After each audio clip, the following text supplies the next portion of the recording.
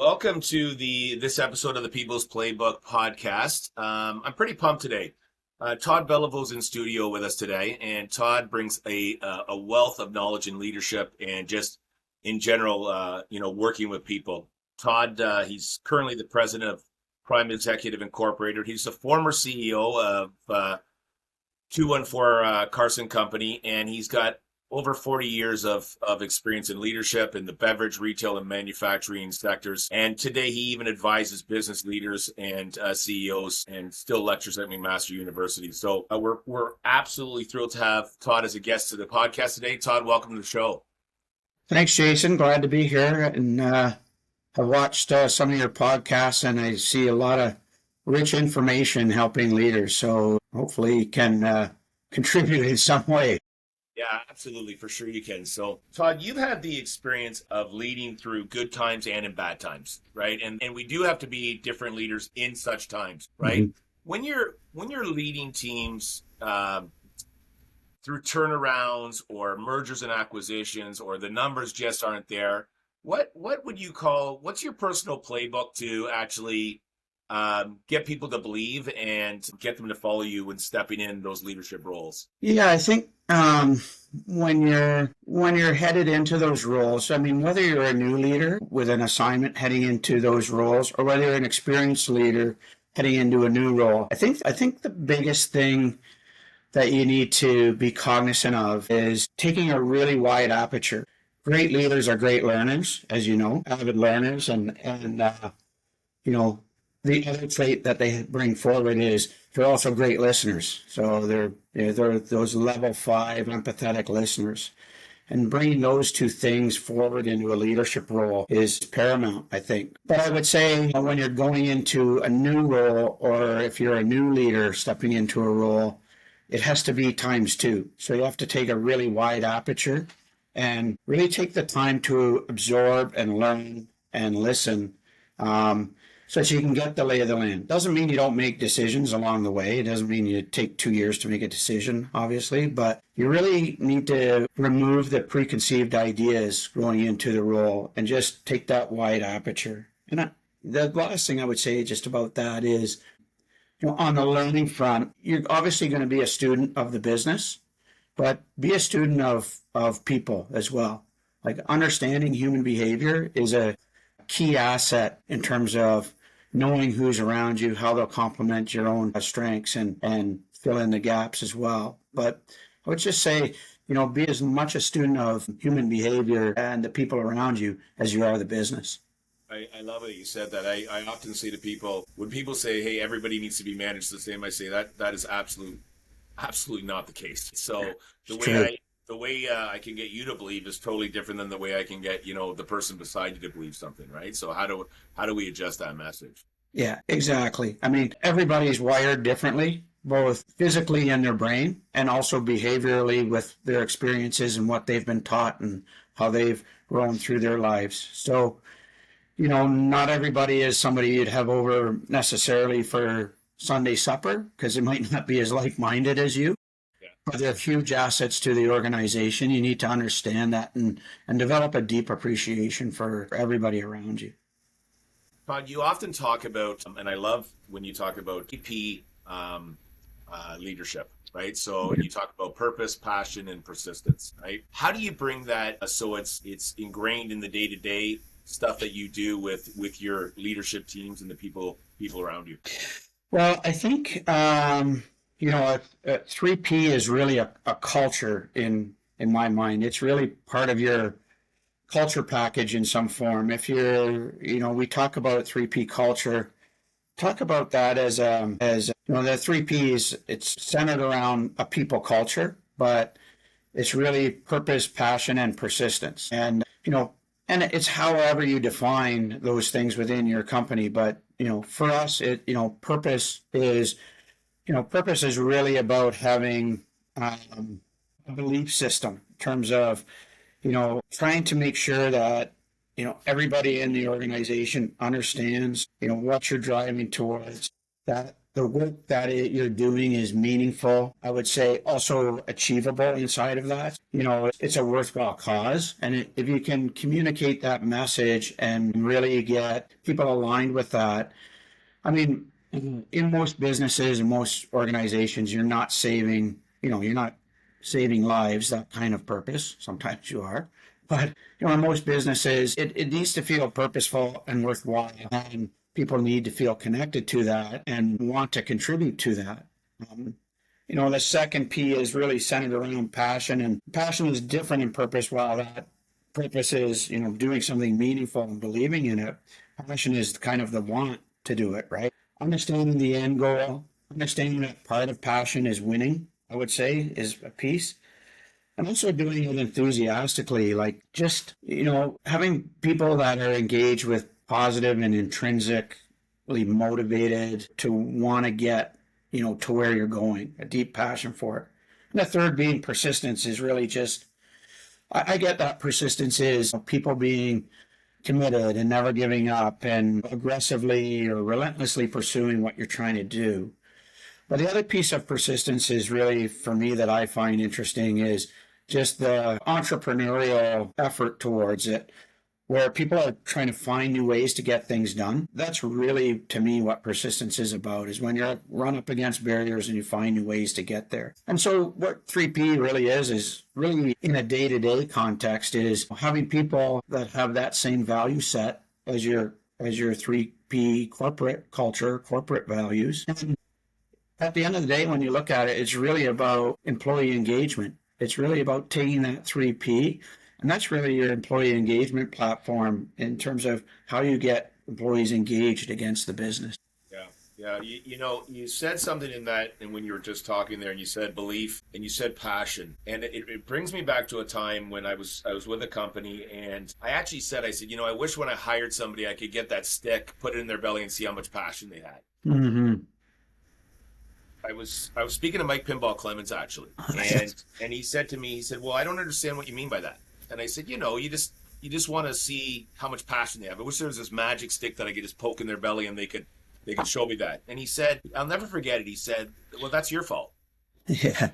And I said, well, what do you mean by that? And he goes, if you're the coach, you got to create belief.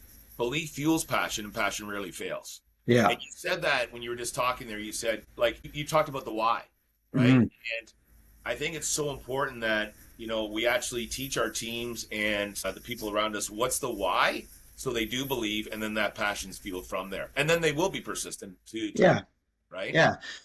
Yeah, I agree 100%. Like, if you can build a belief system and be very transparent about it and honest about what you're trying to do, people understand they're working in a business to accomplish business goals, and that the business looks to be profitable, make money, and all those kind of things. They just want to know what's the end game? Why should I believe in this? How do I get motivated around it? I think intrinsic motivation, finding people with intrinsic motivation is a huge thing versus extrinsic motivation, where you have to, like you said, carrot and stick, where you have to offer rewards, do certain things.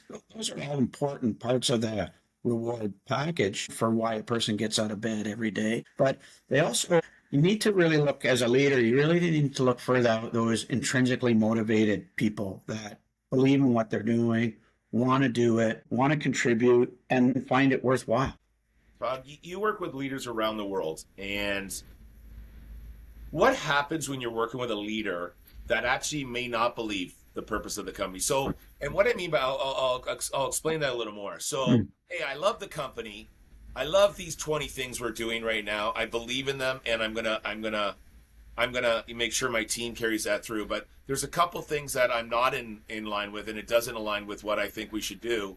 How do you get through to that leader, and how do you get them over that hump? Well, I think that those leaders, if you have that at a leadership level, that don't believe in some of the things that maybe a board is trying to accomplish or the CEO is trying to accomplish, I think, one of the things that I'm a big believer in is getting input from all corners. So telling me, okay, well, what do you think the right solution is? How do you get there a different way? And then I always use this moniker, permission to think, obligation to act.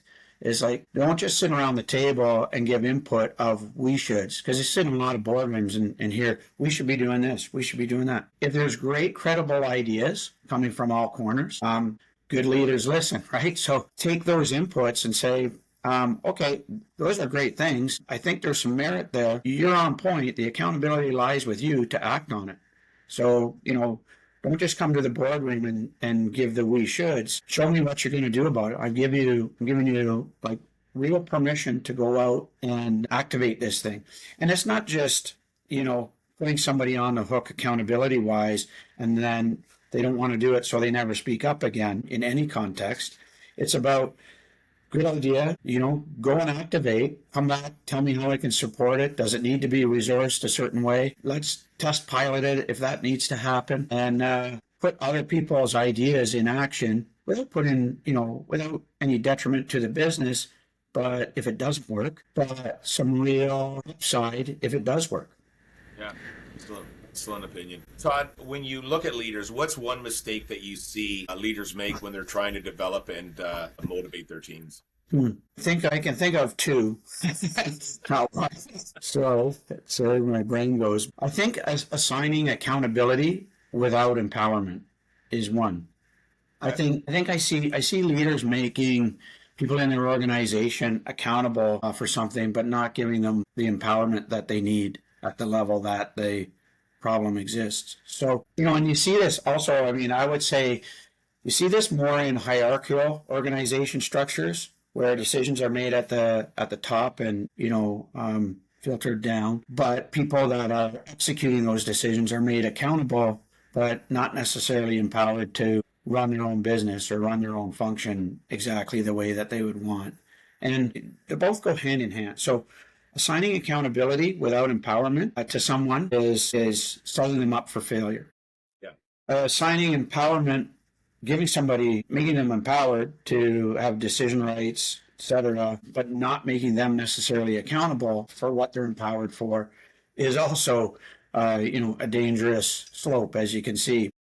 I think those two things, that one thing, accountability without empowerment, is a dangerous thing. I can even think of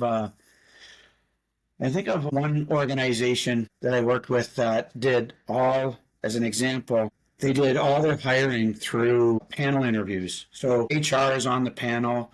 There's functional managers that are on the panel, and they hire their employees when they're intaking employees or there's an opening for a promotion. But the business unit or place that employee will work, department that employee will work, their manager isn't the managing functional manager of that department isn't necessarily always on the hiring panel. So they are going to get employees assigned to their business unit that functional manager had no input into from the very start, even if they would hire that employee themselves.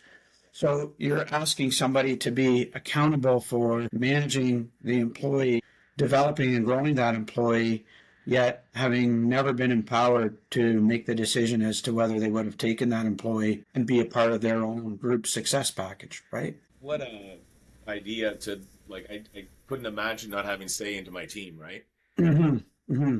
I think about the other thing and a mistake that I made as a young leader was just really having appreciation for how others think and behave, as we were talking before, like about, being a student of human behavior as a leader. Once you understand how people are actually wired, just to kind of like that left brain, right brain thing. And, physically wired is part of it. And also, what kind of behavior style they are, whether they're expressive or driver or amiable or all of those things. Once you actually understand those concepts and see them in other people, you develop a better appreciation for who that person is. You understand how the difference is and why you may not necessarily personally connect, but how valuable they are to the business. And I think as a young leader, I made that mistake myself. I looked for, like-minded people that I connected with. And it's like, all you're going to do is end up with, a bunch of elves that are just like you. And you're actually going to make tons of business mistakes out in the put in the application, right? Find great leaders hire different people because we make better decisions, right? Yeah, collectively, for sure. And the way you see something may not be the way that I see something, but that doesn't mean that you're wrong or I'm wrong. But we'll hopefully get to a great decision together based on both being able to express our point of view, right? Yeah, so powerful. I mean, the thing that I think that you need to be mindful of that is when you have a matrix organization like that where everybody has input, they feel like they want to have their pound of flesh. They should. Yeah. As long as a collective decision gets to the right, most impactful decision for the business rather than just a compromise. Yeah. Because if you make a decision that appeases everybody, that's a good compromise for the group, but is not impactful in the marketplace, then you may have done the wrong thing. That's the only caution I would put up with. But for sure, the great minds in the room, you trust everybody to be big people at the table and get to the absolute right thing for the business. Yeah. You've had I'm not sure if I should say privilege, but you have led organizations through mergers and acquisitions, some really bad sales times where you've had to turn the sales around and probably do things a little different, right? How do you keep culture intact when you're scaling or transforming a business and saying, hey, I know that we've always done it this way. We can't do it this way anymore. Or, hey, I know this was our company, but guess what? We're joining another company, or we're merging within that company. How do you keep culture alive in those trying times? Yeah, that's a great piece in transformational businesses or businesses that are already solid that have the potential to move from maybe a boutique business to highly scaled. I actually think it starts with the culture. Like what's the corporate values that you have, and do you have people that have personal values that line up to those corporate values? So, if it's a 3P culture or if it's something else that defines your culture, start with culture first, then build your leadership philosophy around that culture. So, if you're going to have as an example, if you're going to have that kind of 3P culture, purpose, passion, persistence, and you're going to look for people that share those values and buy into the engagement of that, then you may build a leadership philosophy that's more facilitative, less top down and coercive. And then once you understand, okay, this is the type of leadership philosophy I need to mold that culture, then build your organizational structure above it. So it's almost like, starting at base level and building above it. So many organizations say, okay, well, we're going to transform the organization. So we're going to switch from a matrix or a horizontal organization to a hierarchical one. Or we want to tear down this hierarchy and make it, more input and collective decision making and make it type of, a more horizontal organization. Don't start there. Build your organization last. Build your organization build your leadership philosophy around your culture, and build your organization around your leadership philosophy and your culture combined. Love that. I love that. Leaders have troubles having direct conversations. Why do you think that is? And let me backtrack a bit on the direct conversations. I know direct conversations sting and they might hurt a bit. But why do you think leaders avoid those direct conversations in times of trouble or even in bad performance? Why do we avoid those? I think in today's world where there is a bit of I think you kind of hit the nail on the head a little bit. There is a bit of avoidance, where there's social sensitivities, right? There's, companies have more people-oriented cultures, which is a great thing. All companies should have DEI type policies, right? So I think leaders today are afraid of, hurting people's feelings or crossing the line in some cases, or breaking some of their own, not hesitant to break, but concerned about, are they breaking their own policies by what they're saying in direct conversations to employees or to other leaders around them. And I think you just need to be, transparent and honest. Honest communication is the best form. It doesn't have to be done in a in a mean and dissolving manner to that erodes the employee's confidence. I mean, we can all, you think about all the great leaders that, Jason, that you've had in the past and mentors, and, you might have 20 of those and you've learned from them over a horizon of time. And it's been like a slow boil of learning, right? And it just becomes ingrained in you. And you think also about I don't call them bad leaders because they're not, a leader really isn't bad. It's a bit of an oxymoron. I call them bad bosses.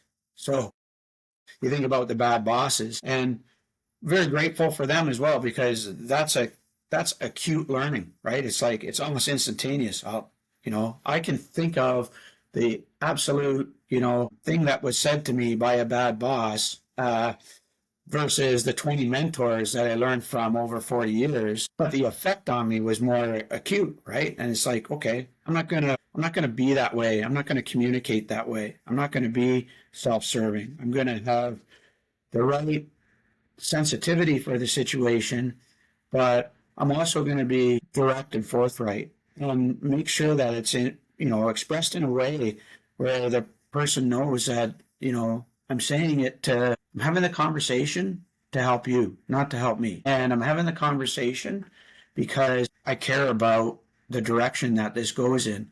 If I didn't care about you, or I didn't care about what the outcome was, I'd just sweep it under the rug until you're in a hole so deep that, I've got to make a different decision that no one's going to like. Yeah. So when you said a key word in there, you said, you'll remember how you felt after that conversation. And I have a strong belief that not everybody remembers exactly what you say, but they definitely remember how you made them feel, for sure, right? That's what's memorable, right? Yeah, you're right. I mean, that's that acute effect that I'm talking about, that has, you can pour, by what you say, you can lead a person into self-doubt, worrying about all of the gaps that they have, not understanding how to exploit their strengths. So I don't think it's just having a balanced, wishy-washy conversation. I think it's about having a direct and open conversation, but having the person understand that you're doing it because you care and you want to get to a better result, and you want them to get to a better result because you care about them, not just about the result. Yeah. One thing that's come up in a lot of the conversation today is you often talk about learning, right? And I know that I think you're a master in helping L&D departments and helping executives and organizations just improve kind of their training and their learning along the way. So when I say that to you, what does world-class development actually look like in action? I mean, there's a lot of learning forums out there, right? So, and, as you know, in terms of the stats of how people learn, I think two things. I mean, I think that,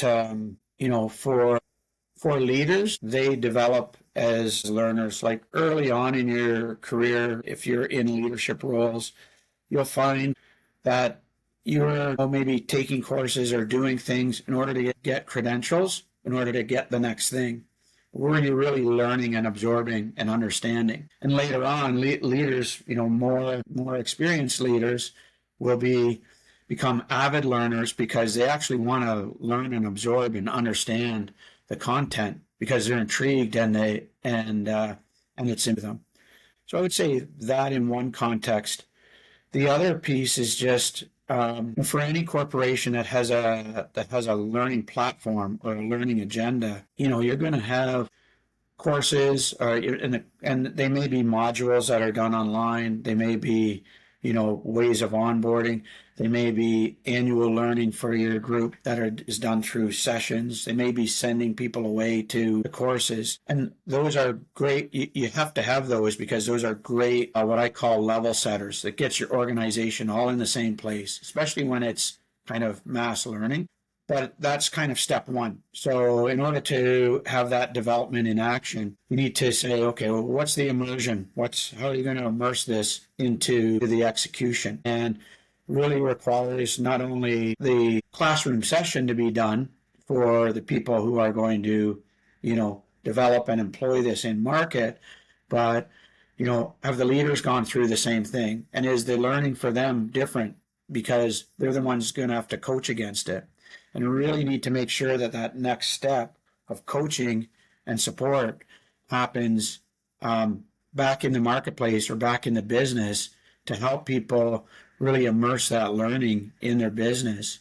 I would say, there's training the leadership as equally as the employee base and getting the coaching behind it activated. Equally important is making commitments around it. Anybody's people systems should be development focused, not review focused, I believe. If you're going to invest in, if you're an organization that's going to invest in L&D, take the time to make sure, commitments are made around that L&D. It's like, okay, well, I learned this at this course. How am I going to bake that into my development plan? What commitment as an employee am I going to make sure that new skill happens, or that new thing I learned happens out in the market? Because just like we were talking about, good leaders and bad bosses, learning's the same way, right? It happens gradually by consistently applying it, or something traumatic. We were talking about this. Something traumatic happens that changes the way you think and causes you to instantly change your actions. So very few times will something traumatic happen. So through consistent learning and consistent application in the field, that's how you get real development. As you know, 80% of the learning really happens through application.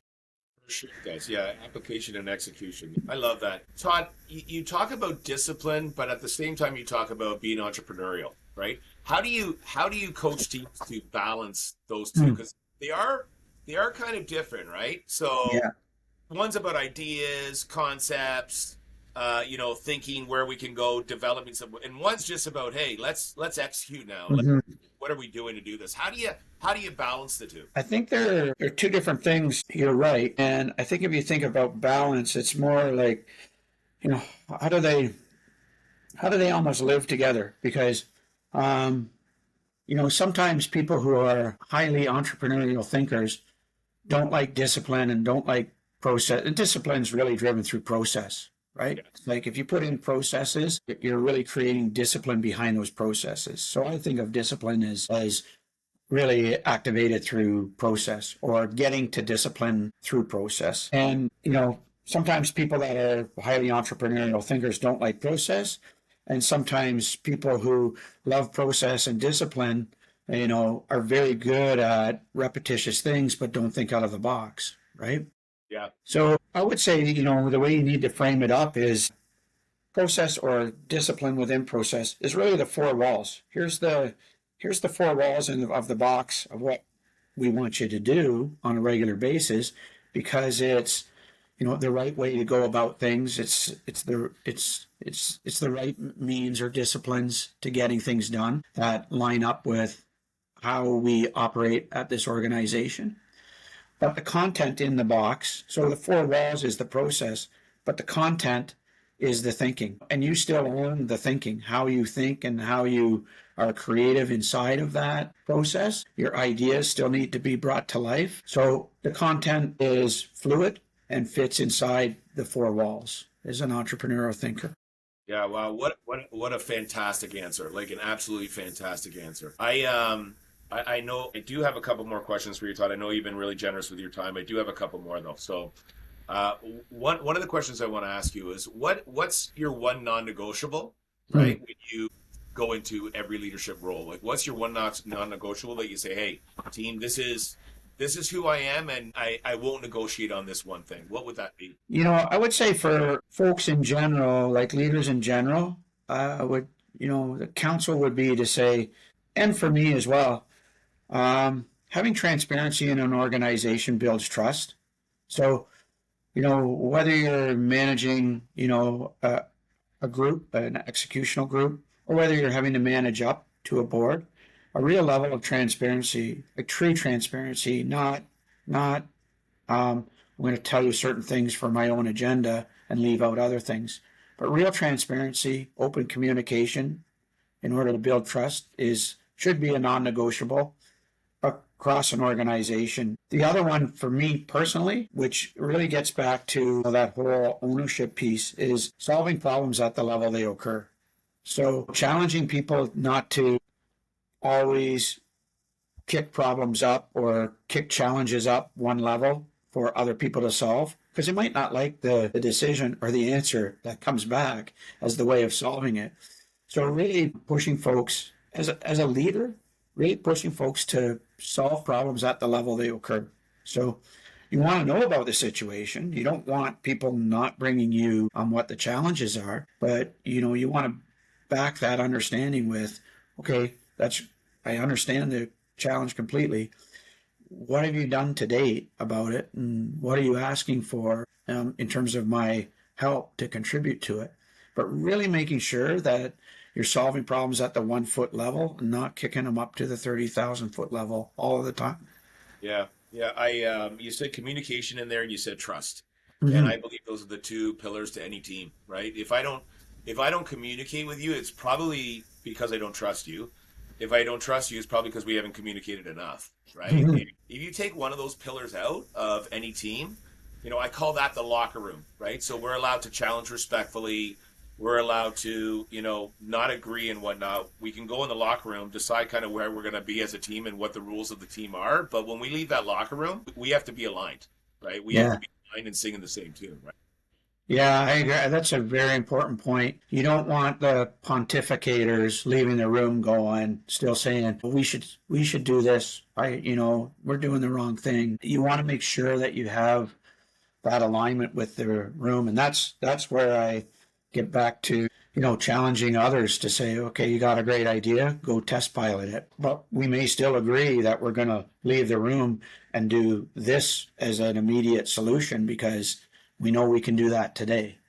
Yeah, absolutely. Todd, if you have to go back and you have to say, first of all, I don't think you'll ever retire. I just think you just love what you do so much, and that's a gift.